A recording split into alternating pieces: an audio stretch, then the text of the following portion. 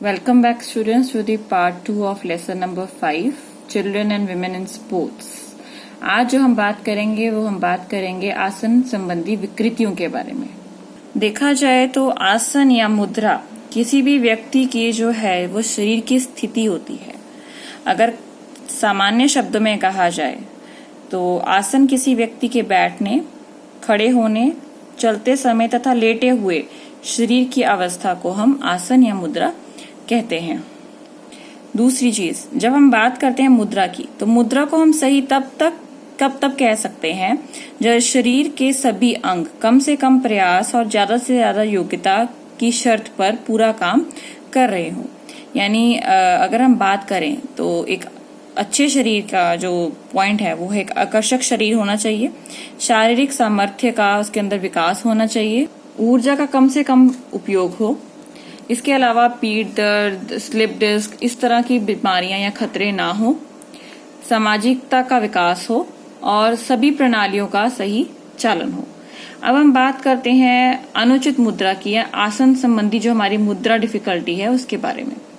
ढांचे में बहुत सारी विकृतियां होती हैं जो हम कभी कभार टेढ़े बैठकर या हो सकता है हमारे पेरेंट्स से हमें मिली हो। तो मुद्राओं में अनेक दोष पाए जाते हैं। इन दोषों के कारण जो है कई बार दुर्घटना हो सकती है, गलत आहार हो सकता है या ठीक से खड़े होना या बैठना सोना भी हो सकता है। पहली जो हमारी आसन संबंधी विकृति है वो है नॉकनीज या फिर भीतर मुड़े घुटने। अगर मैं कहूंगी घुटने भिड़ते हैं तो ये एक मुख्य मुद्रा विकृति है।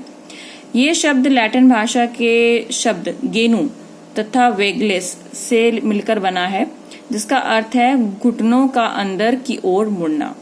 यदि कोई व्यक्ति सीधा खड़ा हो तो उसके दोनों घुटने के बीच में कुछ न कुछ दूरी जरूर होती है, परंतु यदि उसके घुटने साथ जुड़े हैं तो इसका अर्थ है कि उसके अंदर मुद्रा में दोष है। इस दोष को घुटनों का भिड़ना यानी नॉक नीज कहते हैं।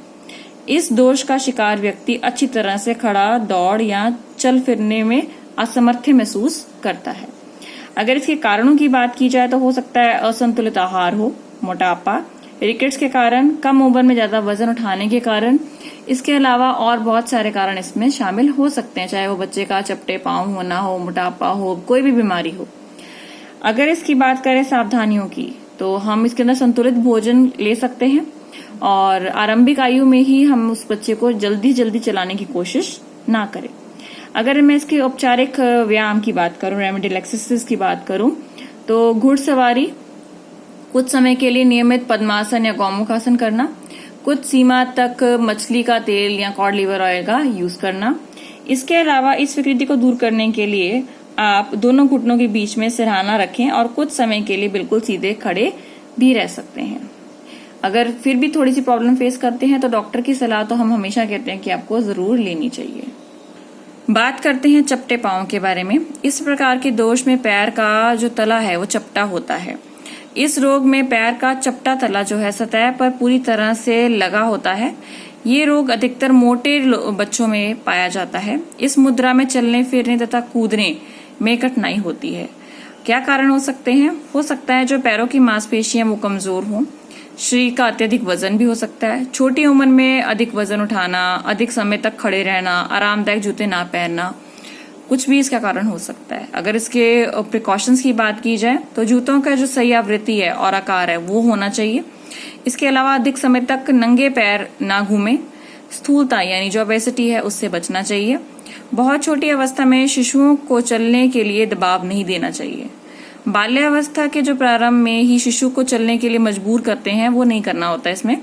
इसके अलावा ऊंची एड़ी के जूते पहनने से बचना चाहिए। अगर मैं इसकी एक्सरसाइज की बात करूं तो इसके लिए एड़ियों के बाहर चल सकते हैं, एड़ियों पर चलना, रस्सी कूदना, पैरों को के अंदर व बाहर की तरफ से चलना, पंजों पर चलना, एड़ियों के ऊपर व नीचे करना तथा एड़ियों को उठाते हुए पंजों पर शरीर का भार रखना, कुछ समय तक पंजों पर कूदना, वज्र आसन या फिर लास्ट हमारा जो ऑप्शन रहता है जो भार घटाना, भार घटाकर भी अपने पैरों को आप थोड़ा सा आराम दे सकते हैं। अगली आसन संबंधी जो विकृति है वो है हमारे राउंड शोल्डर्स, जिसको हम गोल कंधे भी कहते हैं या झुके हुए कंधे भी कहते हैं।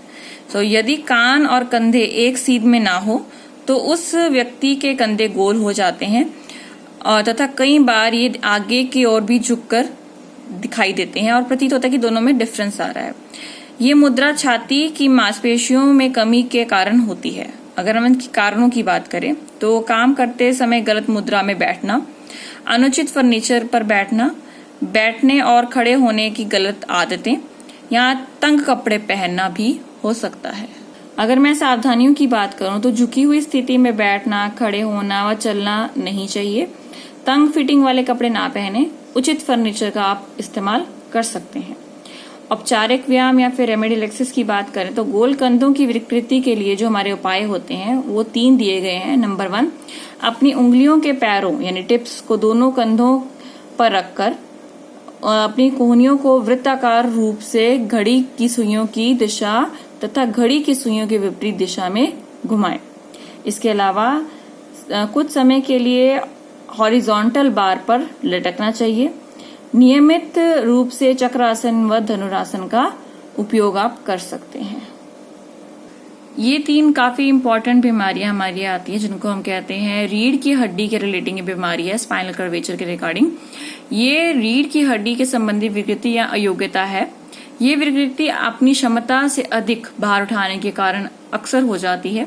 अन्य रूप में हम कह सकते हैं कि मांसपेशियों की कमजोरी या रीढ़ की हड्डी के कारण ये विकृति शामिल हो जाती है। जैसा कि आप देख पा रहे हैं, नॉर्मल भी दिया हुआ है, लॉर्डोसिस के केस में भी दिया हुआ है, काइपोसिस में भी दिया हुआ है और स्कोलोसिस में भी दिया हुआ है। अब हम एक एक करके इन सबको पढ़ेंगे।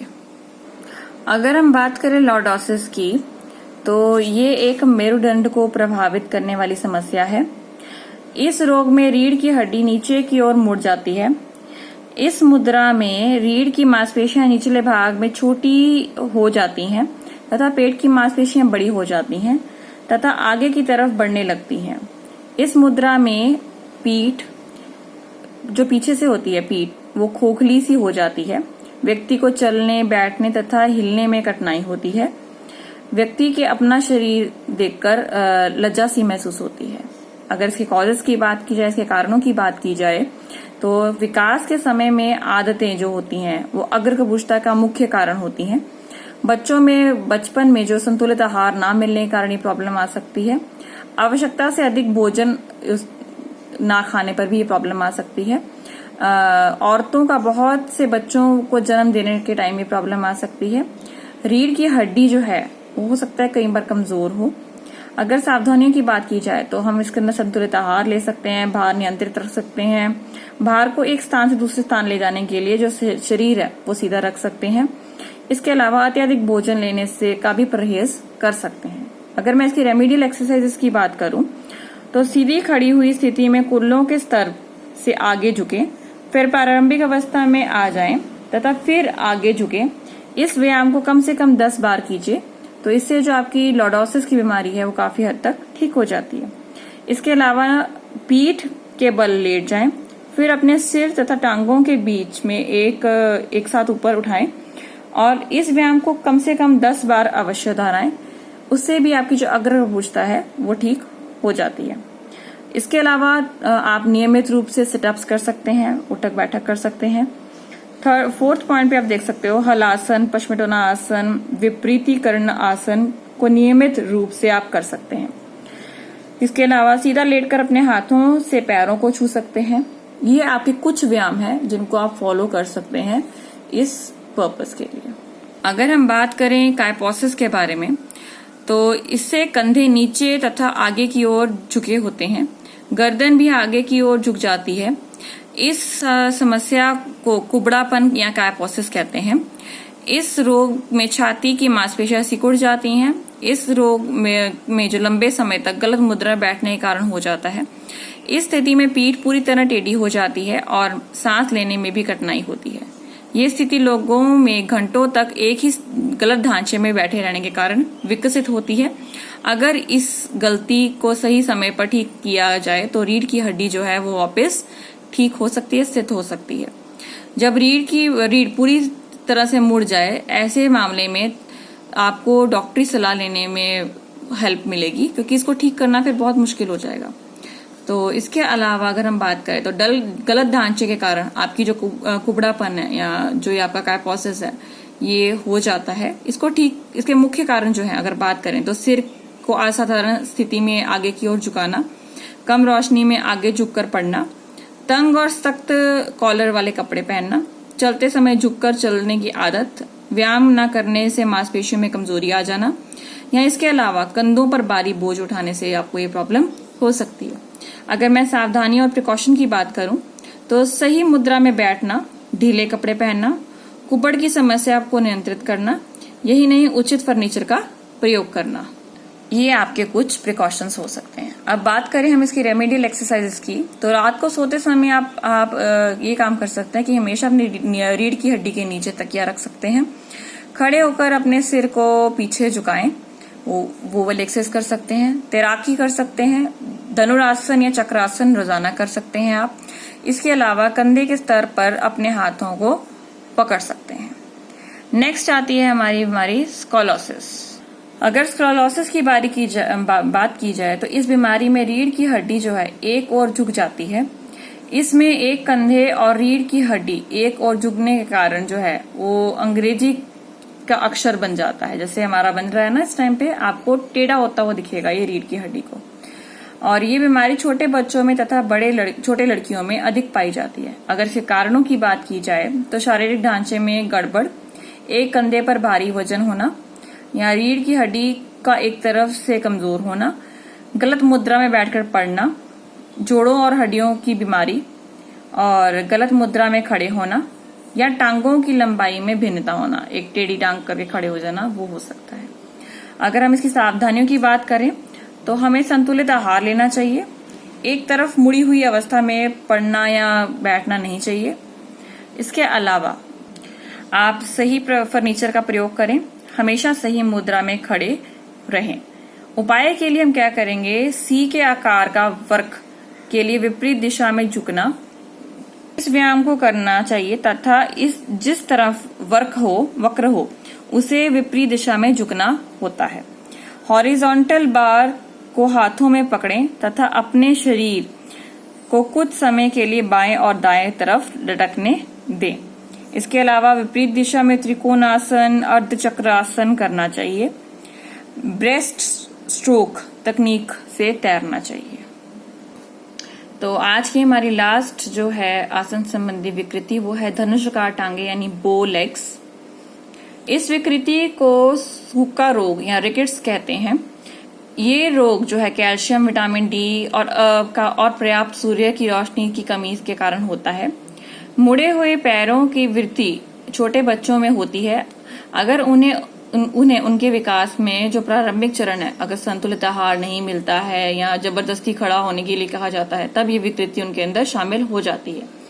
मुड़ी हुई टांगे में घुटने के बीच एक खाली जगह बन जाती है।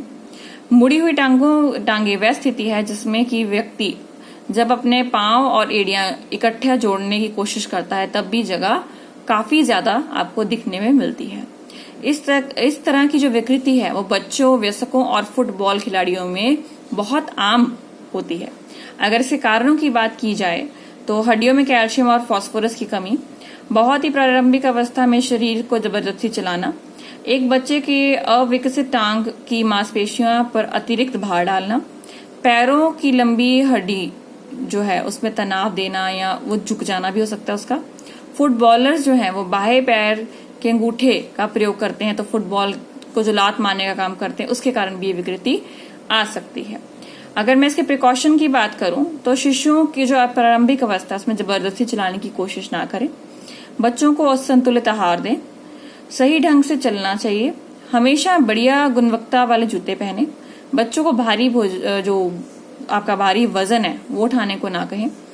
अगर मैं रेमेडियल एक्सरसाइजेस की बात करूं तो इसमें हमारी रेमेडियल एक्सरसाइज आती हैं कि पैरों के आंतरिक किनारों पर चलना और पैरों की उंगलियों को अंदर झुकाकर चलना, विटामिन डी और कैल्शियम आवश्यकता मात्रा में अपने हिसाब से लेना, और लास्ट में हम कह सकते हैं कि आप डॉक्टर के पास जरूर इसको दिखाएं और इस बारे में बात करें।